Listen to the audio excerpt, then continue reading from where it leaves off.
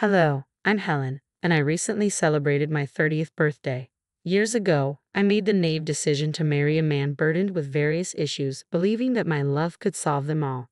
I thought I could help him recognize his own worth, but love has its limitations and cannot force someone to love themselves.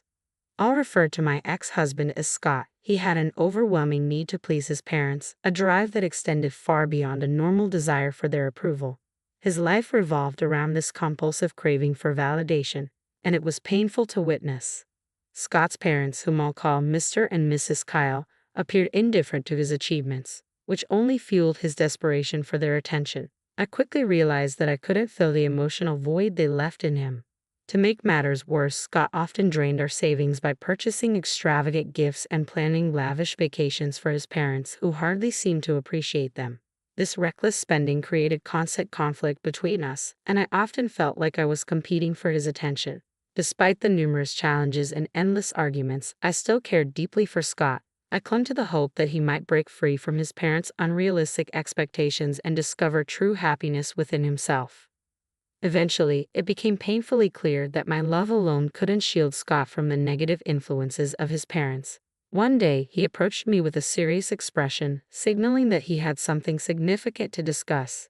Given the tumultuous nature of our relationship, I braced myself for a potentially intense disagreement.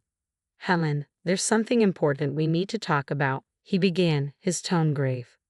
"What's going on?" I asked, my heart sinking with the anticipation of bad news. "It's about my parents. They're retiring soon, and I want to surprise them with a luxury vacation. It's going to be quite expensive," he revealed, a mix of excitement and anxiety etched on his face. "That sounds nice, but as long as the money comes from your personal savings." "I really don't want to dip into our joint savings again," I replied, hoping to steer clear of another financial argument. "I have enough to cover it on my own." "I was hoping we could use some of our savings," Scott admitted, his expression torn between hope and concern. "Scott, if it's more than we can afford, maybe we should reconsider this expense," I suggested gently, trying to ground him in reality. But my words only upset him. "You just don't understand, Helen. I love my parents and want to do something special for them. Love isn't about counting every penny, it's about grand gestures," he argued passionately. I countered, "But love is also about being there for each other and making sacrifices together, not at the expense of our financial stability. This trip might mean a lot to them, but we need to think about our future too." Scott remained resolute. "I have to do this for them. I thought you of all people would understand. They mean everything to me." "And you mean everything to me, Scott, but we have to be practical. We can't just use all our savings on one trip." I tried to find a middle ground, but instead, Scott accused me of being selfish, unable to see the significance of his gesture. "It's not about being selfish. It's about being sensible and planning for our future," I explained, my anxiety escalating as he mentioned meeting all of our savings. "All of our savings, Scott? That's just reckless," I exclaimed, stunned by his request. "You're being heartless," he shot back, convinced I couldn't understand his desire to make his parents happy. "No, Scott, I'm being realistic," I replied, feeling the gap between us widen with every word. "We can't afford to spend $35,000 on a whim." My patience was wearing thin, and his casual assumption that we could just recoup the money later only deepened my irritation. "Really, Scott? That's not how this works." My disbelief was palpable. We were at an impasse, our views on love, responsibility, and finances standing worlds apart. The argument escalated, voices raised, and in the heat of the moment, objects were hurled and shattered around us, our frustration spilling over. Then Scott dropped a bombshell. He declared that if I couldn't support him, he wanted a divorce. He probably expected me to panic, to desperately try to save our marriage, but instead, I found my calm and resolve. "Okay, Scott, if that's truly what you want," I said, surprise washing over him. He had anticipated tears and pleas, but my unwavering stance caught him off guard. I was done catering to his fantasies. If he chose to squander his future on unattainable dreams, he would do so alone. I held nothing back, making my thoughts clear. His relentless pursuit of his parents' approval was futile, like trying to stay dry in a storm with just an umbrella.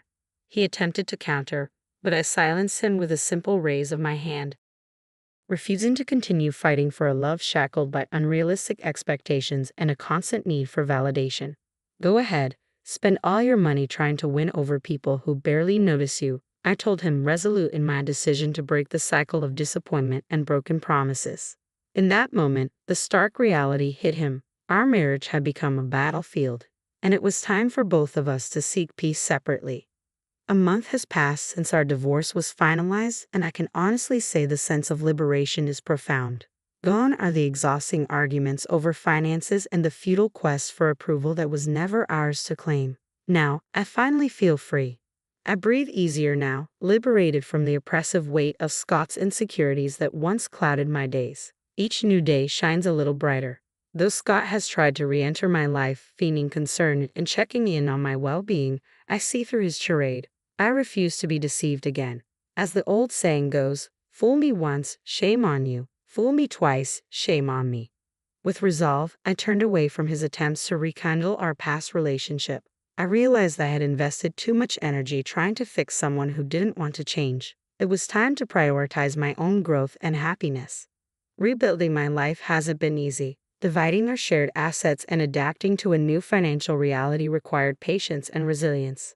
While I was used to a certain lifestyle, I embraced the challenge of reshaping my life. As I embarked on this journey of self-discovery, I uncovered a strength and independence I never knew I had.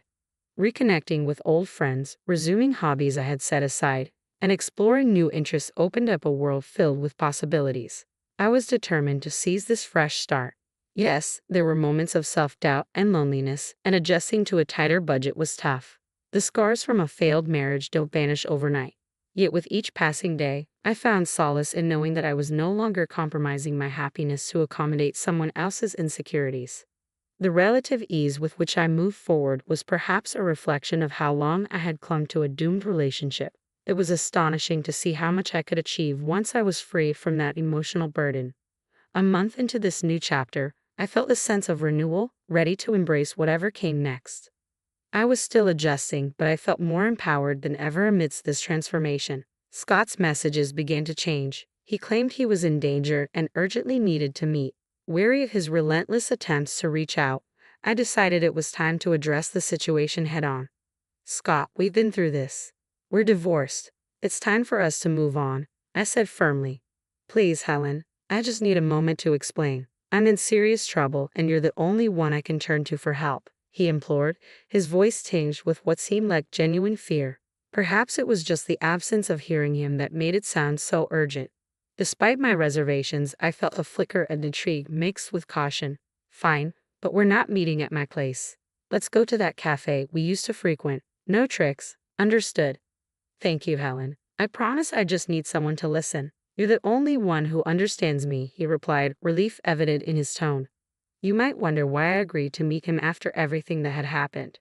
Truthfully, I questioned my own decision. Sometimes, curiosity and a lingering concern, no matter how faint, compel us to act against our better judgment. I couldn't entirely dismiss his plea. Divorce or not, a part of me still cared. So there we were, sitting across from each other in the cozy cafe, enveloped in the comforting aroma of coffee. Yet not even the familiar, soothing environment could ease the tension. Watching Scott with anxiety etched across his face and those deliberately sad eyes attempting to tug at my heartstrings was almost comical. This time, though, I remained unmoved.